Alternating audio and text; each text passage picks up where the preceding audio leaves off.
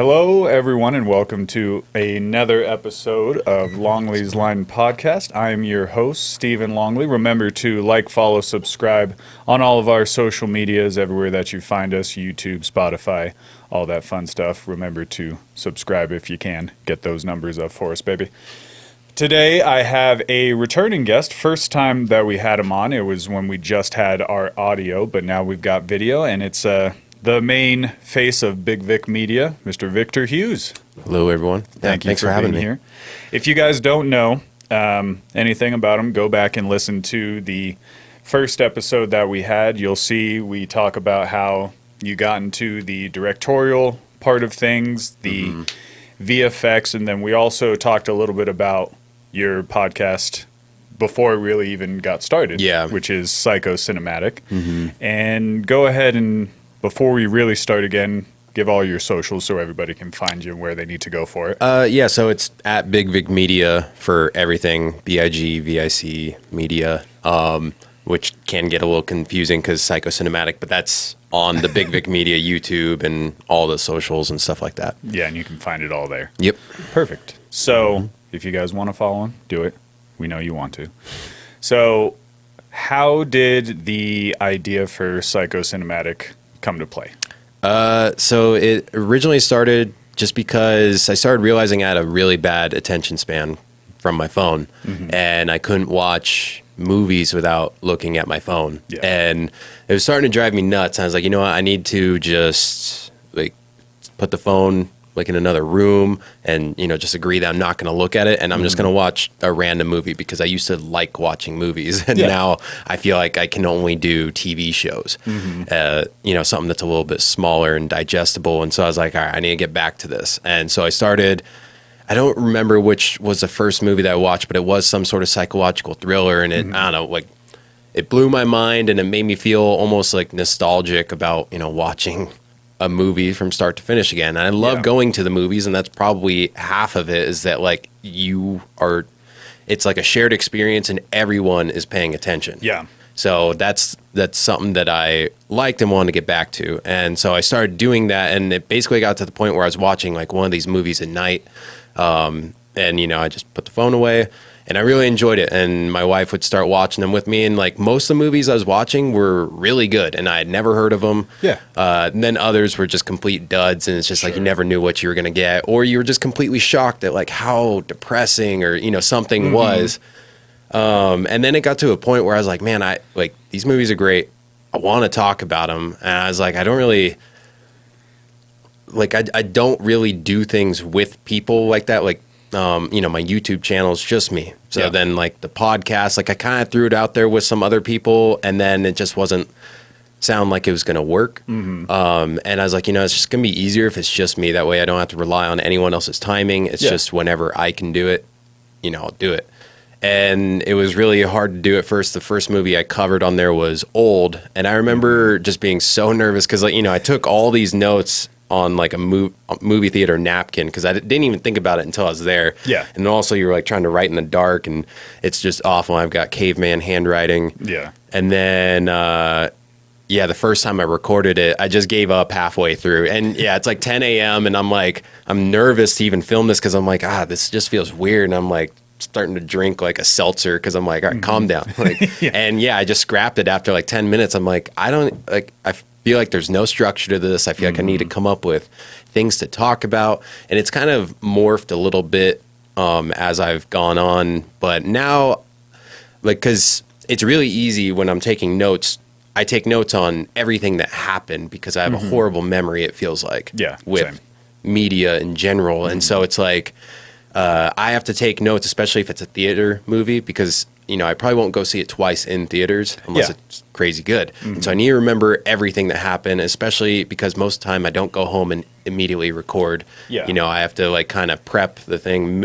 Normally it's the next day kind of thing. And, but then I started noticing as I'm just kind of reciting the movie a little bit. I was I'm not trying to summarize what happened. Yeah. Less of your opinion, more of just a play-by-play of what happened. Yeah, so I had to start reminding myself, it's what did I find interesting? What did I discover about the movie? That kind of thing. And then, thankfully, because last time I was on your podcast, you brought up the IMDb like trivia, fun facts, that stuff. Yeah. So when I'm almost always remember to look at that stuff just to see if there's like anything, you know, because they normally do have like some kind of crazy thing that you would have never guessed about the movie. And so I might add like one or two of those to the end, you know, like, and obviously credit IMDb for that stuff. I don't know how that stuff works, if it's like Wikipedia where it's not actually trustworthy or what. But I think it is in a sense like Wikipedia, where, because for a brief little period when I did a short film, I created an IMDb page for myself so that I could be a part of it, and then just kind of added stuff to it. And then with the trivia aspect of it, most of the time for these big name actors or movies or somebody else is controlling their page. You know what I mean? So somebody will come in, and then if other people have access to it, then they can just kind of write little blurbs for it. So I would say it's a little more credible than Wikipedia, only because certain situations where I've been watching a movie and you'll pull up, oh, this fact, and then you'll pull up Facebook with a new movie, and then it's like, did you know that so-and-so happened? And it gives you that little bit of insight into the movie, which every time my wife and I are watching a movie, she's just like, huh. And she'll pull up the page and I was like, did you know this? I'm like, I do now. Yeah. And we do it every time.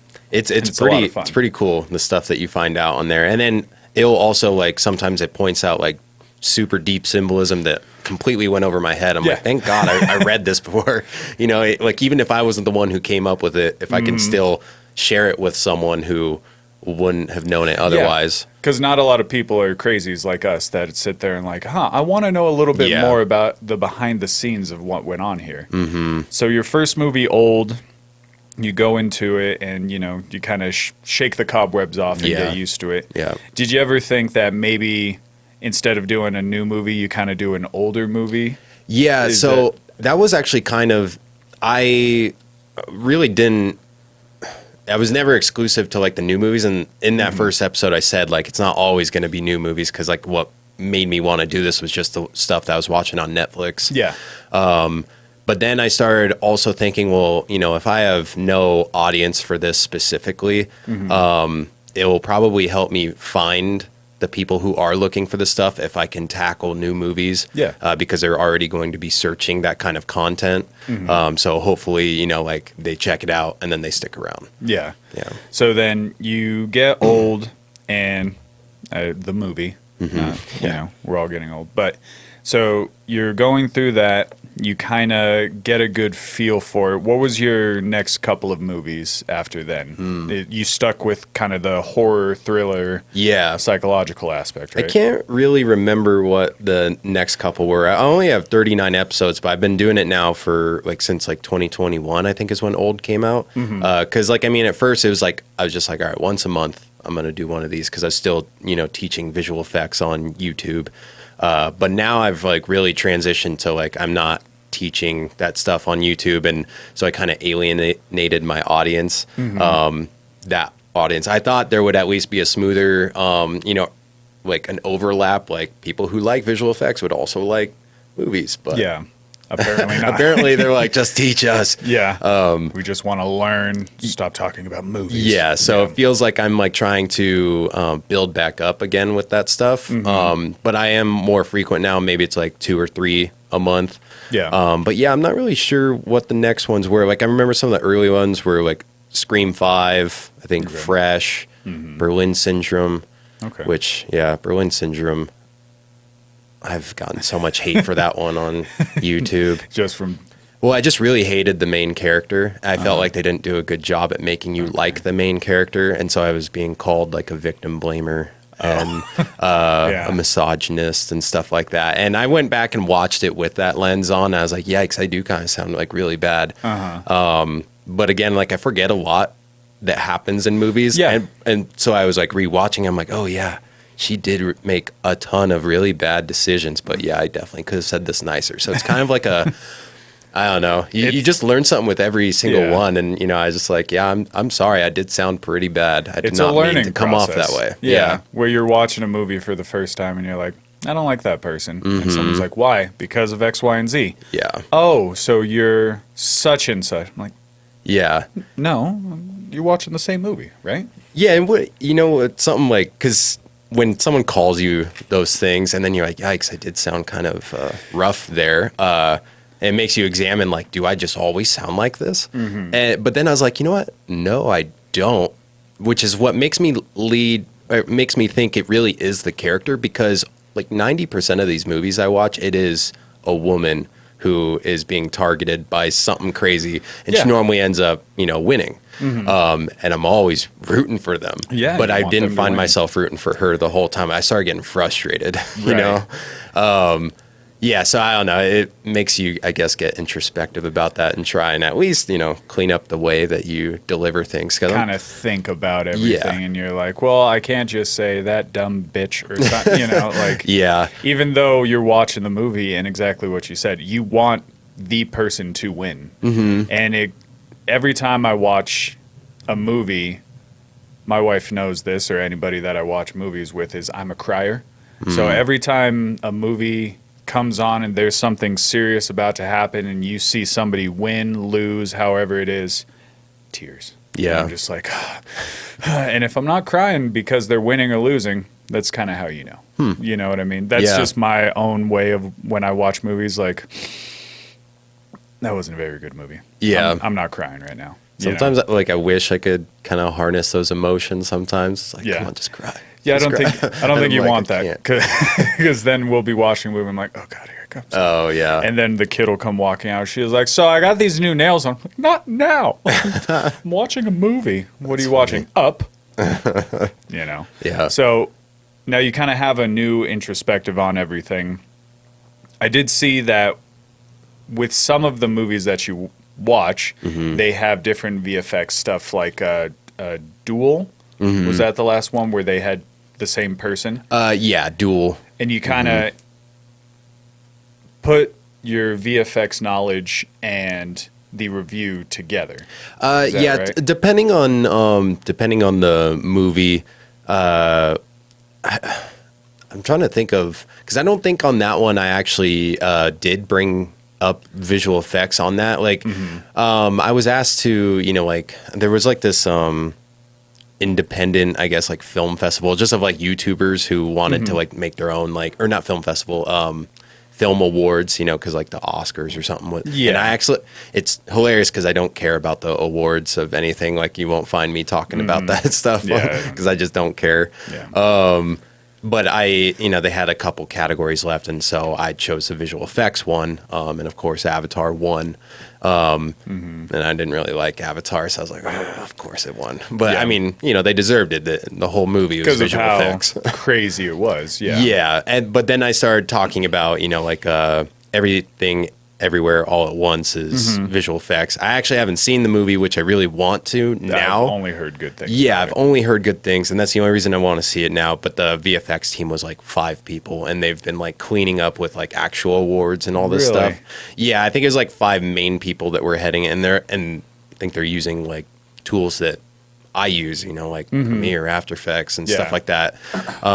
It's not like a Marvel or a Disney where they have access to these Yeah. crazy systems and Yeah, it's just all like that when you're stuff. innovative, when you're smart, when you plan ahead, and when you're restricted with a budget, and you're like, what can we do, and like Yeah. make it top tier. Yeah. So like when stuff like that happens with movies, I definitely try and talk about it. I remember talking about it in Old, like because they were doing like set extensions, like because they're on like that beach and they got the cliffside, and I was, I wanted to know where that was, but I didn't realize that it was a set extension. I think it was in like Costa Rica Yeah. or something like that, but like to give off that appearance that this cliff just goes on forever in this creepy way, so it's like little things like that I'll, try and point out if it's interesting enough. But if it's just normal visual effects stuff that might not be complementing the story, then I won't bring it up. Right. It kind of comes the same way for mine whenever I'm watching like an actor do something from the behind the scenes. You're kind of watching, well, how did they make the set look like this? Mine is kind of, I'll watch an actor or an actress do something, and how you see the 3, 4, 5 different camera angles coming, then you go, okay, she had to do this like 6 times because this camera came here, then here, then here, then here, then here, and you're Yeah. like, oh, okay, so how she's reacting here, and then I'm just watching it from that behind the scenes perspective, and then you're watching, oh, the set changes. Right. You know? Yeah, when sometimes you notice the lighting change too. And then like, yeah, when you're too close to it, like probably both of us are, then you start noticing continuity issues. Like the ponytail was on this side and now it's on this side. And you're like, It's like, look at his hand. It wasn't there Yeah. beforehand. It's got to be over there. yeah. And you can't, that's the fun and kind of disappointing thing of when you're a part of everything, because I love movies. I will watch any kind of movie all the time. Like we went and saw Endgame in the theater, and just when everything happened, the entire theater erupts, and when, you know, Tony dies, everyone's crying, and you just hear the sniffles, and it just, that whole camaraderie of the movies. I love that aspect of it. But then when you look at it from the technical side, then you're just kind of, I wonder how they're doing that. Oh, I see the pacing of this. That was a really long monologue, and, you know, like coming from an actor's side, like, can I do that? How did they do it like this? And then it makes you not necessarily not enjoy it, but you just kind of see it from a different lens. Yeah. You know, and Yeah, you same almost from just the get a behind little the more scenes. analytical about it and you're Yeah. not like just watching it as a normal viewer. Yeah, not as a fan, more Yeah. as like a person that's like, I could have done that job. Yeah. I do that with commercials all the time. I was like, I think I should have gone out for that audition. I could have done a little bit, you know, just Yeah. something simple. And so now you have at least almost 40 under your belt for the episodes. Yeah. What has been your most favorite? If you had to pick a child, you know, what's been your most favorite? Well, I think two of my favorite movies I've done, I don't know if I have a favorite episode based on like anything that I talked about in general. Sure. The two favorite movies I've covered on there is Fresh, and then what was the other one? Oh God, it's The One I Love. That's what it's called. The One I Love. Yeah, both of those movies were just so fun to watch, and I don't know, I just love them to death. And Yeah. I'm sure, like, if I went back and watched the episodes, I'd probably just be like, you know, because after. I mean, my background changed like a million times as I was getting set up, and then I moved, and it was like slowly building it out. So it's like every episode's got a different look, and I'm Yeah. like, gosh, dang it, it's so frustrating watching it. For As me. we just talked about, where's the continuity? yeah, Yeah. exactly. So those have been some of your favorite. What's been kind of your least favorite? I'm sure you have one to rattle off the top of the head. Yeah, I watched. God, I talked about it on my Instagram too. It's like the worst movie that I watched last year. It's called the Immaculate Room. That's on Hulu. Okay. It sucks. It is so boring. It just every time they could have done something cool, they took the worst option. Like Okay. just the most boring option. And it's like you can't make a movie about a boring room and nothing exciting And it happen. be boring. Yeah. Yeah. Like it's just so dumb. They had so much potential. It just makes me mad that they squandered it. It's so dumb. Yeah, that they didn't want to keep it going. It's like you can make a room exciting by just making it exciting, even if it's just in one room. Like there's this old Sinatra movie. I can't remember the name of it off the top of my head right now, but it all takes place in one house, and you go between one room and another room, and he is an assassin coming to kill the president. And the reason why he's at that house is because it's on top of a hill, and the president comes in on a train, and he's a sniper that comes in to, just take him out. Yeah. And they take over these just random people's house. Like there's an older guy, his daughter's taking care of him, and then him and his thugs come in to take over. The entire movie is in 2 rooms, and all it is Sinatra doing a monologue for the entire movie. And it is good while also being, damn, this guy can talk a lot. You know what I mean? Because he comes in and says, oh, dame, let me tell you why I'm going to do this. And then as he's talking to her, he turns around and starts staring at the camera. And this is why I'm going to do this. And it's just a monologue for 20 minutes. scene. Well, let me tell you again why I'm going to do this. And then just starts monologuing. Again, I'm like, this seems so difficult to do just from my outside perspective. Like, he had so many lines to remember. And it's an interesting movie because then the chick that they are holding hostage, they realize this guy loves to hear himself talk. Let's just keep it going. And then by the time, spoiler alert, like 60 years later, by the time he's done talking, the train leaves and the president's gone. They're like, no! And then the cops come and take care of everything. I'm like, you can make things interesting while it's still being boring like that, even though it's, 45 minutes of monologuing, which is really difficult to do. Like, try talking for 20 minutes uninterrupted. Yeah. It's so hard to do and also keep people entertained. So that's why they go from here to here to here. And it's just really difficult to do. And you don't see that until you kind of know what the behind the scenes process is. Yeah. It just goes to show, like, I mean, with the right writing, you can make anything good. Yeah. And that was the problem with that movie. It was the writing was just clearly awful. Yeah. Just mad I wasted the time on it, honestly. But now you know, and we can warn everybody else. Don't come after I've us. never, and of all the people that have commented, no one's come to defend that movie. Really? And so, like, that's how I know for sure. So like, you're it was justified. just awful. Yeah. Yeah. It's such a bummer, too, because, like, sometimes I'll check the ratings before I watch a movie. I try not to most of the time, but, like, when it's a movie that's, like, already out and it's been out for a while, but a lot of times, like half the time I disagree with like a Rotten Tomato score. Like if it's low, I'm like, I'll still give it a chance. This one was low, and there's a reason why. Yep. Yeah. Yeah, I do that same sometimes thing when just it comes gotta to listen. reviews.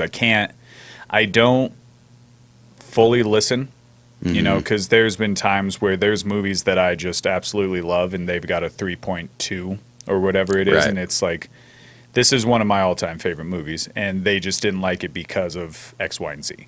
So it's hard to actually follow reviews when they're too critical over things that don't need to be over criticized. Yeah, for sure. And that's kind of like most comedy movies.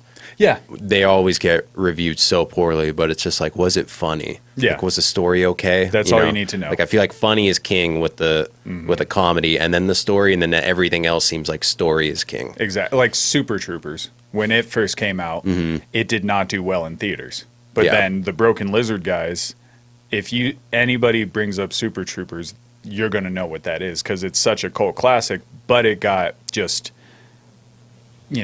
killed with reviews and in the theater, and you talk to anybody now, they all know that movie. Yeah. So and then like Benchwarmers, it's Same got thing. horrible reviews, but it's like, that's a classic. if we're at home, me and my sister will just be quoting that the entire time. Exactly. Like it's hard to actually respect the reviews when they do too much, but then something gets a good review and you go, all right, I'll give it a watch, whatever. Yeah. And then now that you've kind of got more going, how do you set your lineup for the next movies? Do you have a couple of movies set up next that you're like, okay, I'm going to watch this one, then this one, and then review them? Or is it kind of spur of the moment? It's kind of spur of the moment. I am constantly checking what movie comes out Thursday night so I can, watch it. And but, if there's no horror or thriller or one that I think is worth watching, then I just won't. I might go watch something else in the theater. I won't make an episode on it. I might make a short form video on it. But then other than that, then I just scour streaming services for something that I want to watch. And it is a bummer, too, because it's like, if you're watching something that's older, people aren't searching it, so they probably aren't going to watch it unless they already respect your opinion and they just like the stuff that you're putting out. And then you might actually, show someone a movie they've never heard of and then they love it. So, right now I've got notes on a short film and then a film that came out, I think, in 2019 or 2020, and I'm waiting to record those. I just haven't had the time, and I was going to record one of them, but then, this Thursday, I was like, all right, what's coming out? I was like, oh, yeah, Evil Dead, but then I saw Beau is Afraid was playing at Victorian, so I was like, I'm going to go see that one. Ari Aster's going to give people plenty to talk about. I know it, and he did. Yeah. So it just, whatever comes down the pike next. Then you just, okay, we'll do that one. It's always fun too when you actually give somebody or anybody a movie that they always, let me figure out my words here. A movie that someone hasn't seen that they're just like, oh, I've never even heard of that. And it's always fun. Yeah. Because there's one movie that I have that's my go-to, that's Odd Thomas. That is my go-to movie because it's weird, fun, and it has a good cast in it. It's got Willem Dafoe, Anton Yelchin, like well before he passed away, and they were going to make more stuff with him. And it's just got a really solid cast, and there's points where it brings you in, makes you cry, has twist endings, and it's just a good movie all around. So that's one where it's like, oh, try this movie, and you can find it on like Amazon or something. Yeah, I've seen the title come up a million times. I've never watched it, but so like that's one that I should check out. And I'm sure, it sounds like it. If you like it, you like it. If you don't, you don't. You know, but it's one of those. I was going out. I was younger, and I was like, oh, I'll go out for the night. And a buddy of mine's watching it in the front room. And I'm like, oh, what's this movie? And we sit down, and I start watching it, and there's a little twist ending at the end, and I'm just, all right, it's time to go out now. All right, better get going. That's funny. So that's one I always recommend. Yeah. Something, though, that's funny about, watching these older movies or even like watching movies no one's heard of.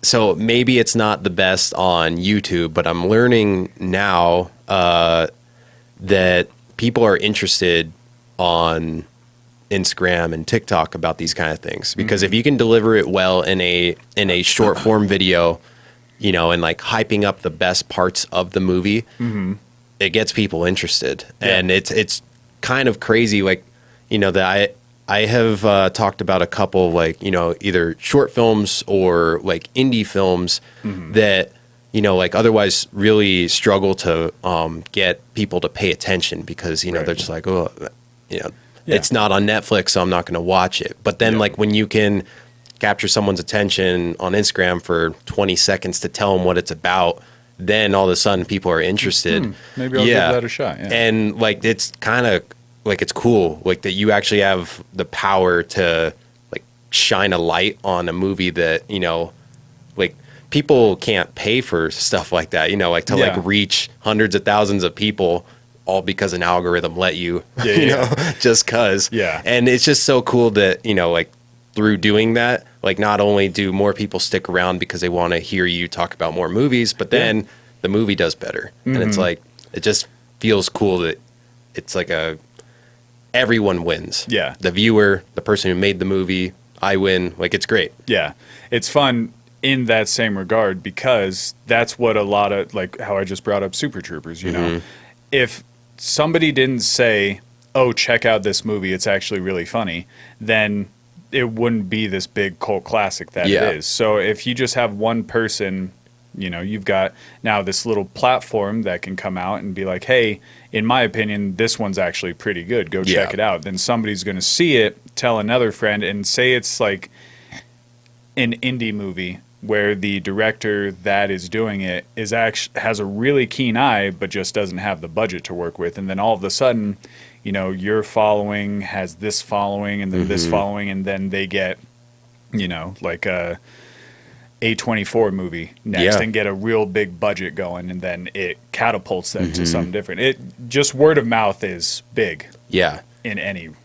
Yeah, it's so crazy like what the internet can do for that. And like I'm like just like discovering this now, like how much like power I can potentially have if I try and craft a video, like write it well enough that, I feel like people aren't going to swipe away. Yeah. It's crazy. And I'm just hoping for, like obviously for continued like videos that do really well like that and can shine lights. But I'm hoping that, after maybe a few more, I can finally get the attention of like some bigger movie studios so that they can just send me screeners so I can watch the movie early and get a jump start, like to make my podcast episode ready when the movie comes out, because like, the people that I'm like competing with, if you can call it that, like it, you know, that like the people that have huge followings that, you know, like people will go to them for the movie information, which is fine. They don't need just one. Like I just want to throw my hat in there, like, but hey, it's like check out mine too. Yeah. Yeah.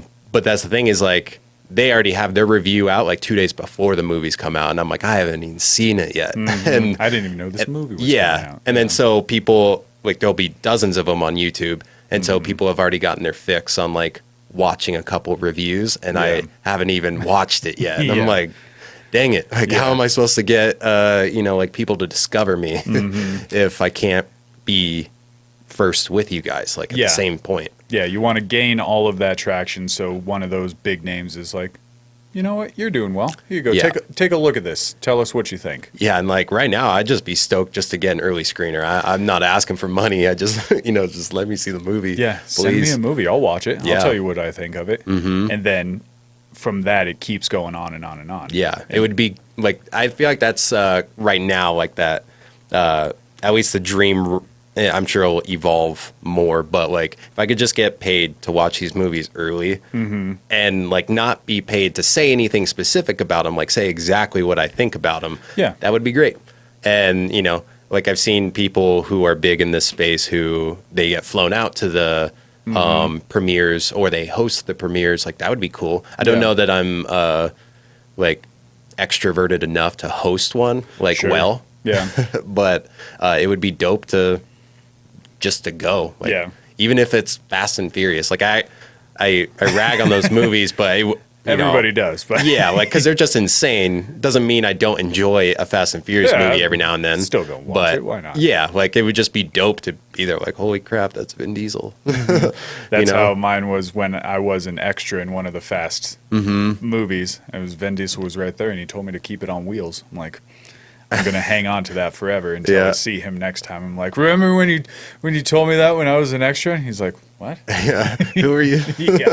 So I get that too. You know, I'm not, even though I want to do acting as my career, and if I could get paid to be on a TV show, a movie, just make a career out of acting, I'm not extroverted where I like need to be in front of everybody. But if they're like, hey, go and host this for, you know, whatever film's coming out.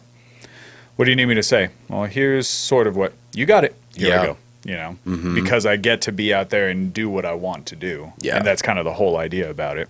Right. So I get that too. And then you've got everything kind of underway because I get that too with my big fish for this stuff, you know, like for my acting career, I would like it where I could make money doing it and that be my actual job. Yeah. Because when I say I'm an actor, model, whatever, it's just because I do it. But I'm, you know, I'd never classify myself as that. You know what I mean? But if I ever got a big movie or got a role in a movie or TV shows, that's kind of my big fish. And same with the podcast here, you know, we've got big guests that I want to come on, like Jeremy Renner or Stone Cold Steve Austin. Like they all live in the area and they're huge names, and that would be, they're my big fish. We know you're listening. So I get that wanting to expand it. With wanting to expand it and maybe get a free screener, the other question that I always like to ask is, what's next? What's next for you podcast-wise, maybe, you know, personal VFX-wise for your job and things like that? What's kind of coming up next for you? Yeah. Well, I feel like with the podcasts, just keep doing what I'm doing, and I think it's just a matter of time and, like, you know, just keep doing it. I would love to get to the point where I'm doing one a week, but for it to get to that, I have to be able to, I guess, make some money off of it beyond like a couple dollars for 1,000 views, you know, like that. So like if I had sponsors on the podcast, that would help. If people, you know, signed up for my Patreon, that would help, just because like taking that much time away from other things to, because I was telling you before we started recording that it's basically like I'm writing an essay for every movie that, you know, when read by me, it's like 7 to 20 minutes long, you know, and so it's just a lot of work. And I want to, because as soon as you say it, as soon as it's recorded, like it's just kind of set in stone. And if you said one thing wrong, you left one thing out, then people sometimes let you know in the comments, and not all the time it's polite. When, like, you know, I love the discussions in the comments, which is like, you know, why, like when I was talking about people being mad at me for that one movie, it's like, that's not my goal. I want us to like all talk about the movie and have fun with it.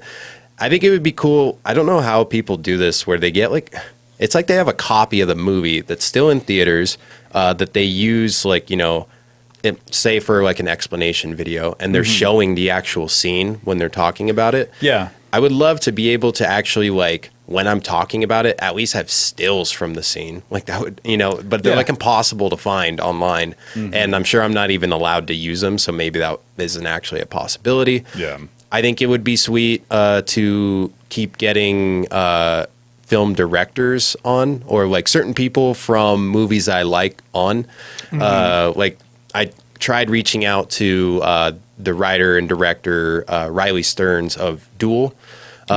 He hasn't at least marked it as seen or read or anything like that. But, you know, I've seen that, and I've seen The Art of Self-Defense, and he wrote and directed both of those movies. And he's also a black belt in jiu-jitsu, which I learned from his Self-Defense, that one, Jesse Eisenberg? Yep. Okay. Yeah. And like, I would love to just talk to him about the movie. Pick his brain, Yeah.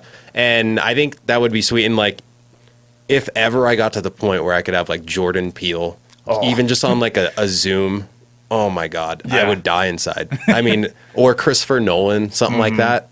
I'd probably fangirl the whole time, so I don't know if I should. But trust me, I think the same thing if I get somebody like that coming in here. I'm like, so how was it when you did that? Yeah, you know? It would be insane. But seriously, that would make everything for me if I could do that. And then work-wise, I guess I don't really know. Just keep doing what I'm doing. Like, because honestly, like my goal is to eventually be able to just do, like, create content like what I want to do. Like, as long as that's still movies going forward, which I don't see why it wouldn't be. And eventually just get to the point where it's like I don't need to do client work to pay the bills. I can do client work if there's a project that I really like, or like have a specific interest in, then cool. But yeah, I mean, I would just love to just be able to pay the bills doing my podcast and stuff like that. Yeah. And I'm sure you feel the same way. Like, it would just be so dope. Yeah. If I could just do this all the time and talk with interesting people constantly, and then there'd be, sponsors and getting paid for it. And then, no, I'm right there with you. Yeah. You just got to keep churning. That's the one thing they always say. Like, you think about Rogan, he's had his show for over 10 years. And when he started, it was on a webcam, so you just being consistent about it is really the main way to get it going. Yeah. To where you want it to. Well, and on his podcast too, he always talks about like how many podcasts are there now? Like, like saying like how many millions of podcasts there are. But I remember one of those episodes where they were looking at that. They were talking about how most of those podcasts stopped after like the third episode. And they just, disappeared because they just gave up. Because it is hard to like stay consistent, especially when you start out. You feel dumb even doing it. You're like, who am I? Does anyone want to listen to me? And like, but you just kind of have to ignore that stuff and just keep going. And so the fact that, like, I'm going to be doing my 40th episode. I don't even know how many episodes you have now, but I know you're way over 3. I'm at 37. Yeah. So we're around the same area. And so like when I hear that, most people give up around the 3rd. I'm like, all right, well, cool. Like, I don't feel like such a loser. Like, this is actually something that I do. Yeah. Been going, been churning, been keeping it consistent, as opposed to those 3 and then they stop. Yeah. Because it's tough and they're just like, I don't want to keep doing this. Because I've been there too with especially this show, when I was just doing the audio, it got so hard to keep things going when there wasn't getting traction and people weren't listening. And then you got to keep just pushing past it and finding new ways to motivate yourself to keep it going. Yeah. Because then if you don't, you're just going to stop and then, well, there goes that. But you never know what could have happened if you just stop giving effort, you know? So I get it. I'm right there with you. Yeah. Completely. Hopefully one of these days, this show, your show, they'll just be right there in the zeitgeist with everybody. Yeah. Next to Rogan. Yeah, that would be sweet. I think that consistency is huge, but also, you know, like with all the advancements and like changes that constantly happen with social media and whatnot, like being able to stay on top of like what works. It sucks that you have to like look at it almost like a game where it's like, how can I get more people to hopefully see my stuff and then they can consider if they want to stick around. Yeah. And just trying to figure out what is going to work and a system for you. And it's exhausting because it's just, it's trial and error. It's constant editing things. You're like, this one's going to be huge. And then it just flops. This is the one I'm so excited about. 2 views. Yeah. Damn it. Yeah. Yeah. No, I get that completely. Yeah. And then that stuff really messes with your head after that because you're like, I don't even.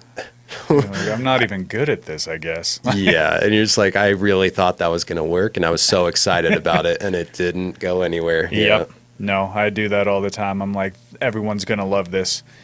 Nobody's looked at it. Okay, well, that tells me that. And then the one that you're like, well, I guess I'll put this out, 10,000 views or some bullshit, you know? Exactly. So, Victor, thanks again for coming. Yeah, thanks for having me. We're going to get you out of here. Before we get you out of here, like I said, go ahead and promote social media is where everybody can find you, so you know we can get those numbers up for you. Yeah, cool. It's just at Big Vic Media for everything: Instagram, TikTok, YouTube, I guess Facebook too. You see the shirts? They're right there. At Big Vic Media. Go and BigVicMedia.com too if you want to buy PsychoCinematic merch or Big Vic Media merch. All right. Well, Victor, thanks again. Cool, man. You guys heard it here. Go ahead and give them a follow everywhere that you heard, BigVigMedia.com. And remember to follow us here, Longley's Line Podcast, Stephen Longley for mine, the studio at Lightstyle Studio. And we'll see you guys next week.